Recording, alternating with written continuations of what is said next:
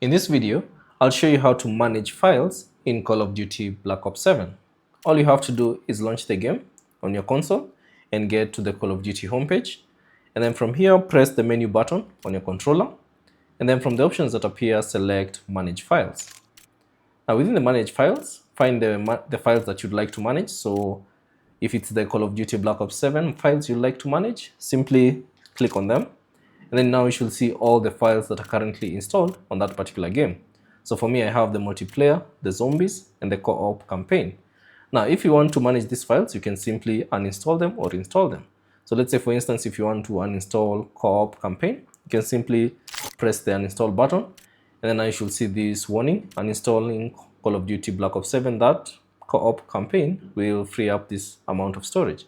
If you want to uninstall it, simply select uninstall, and that will uninstall the files. Now, if you want to install them, you can simply highlight the file that you'd like to install and click on install, and that should install that particular file. Thanks for watching, and I'll see you on the next one.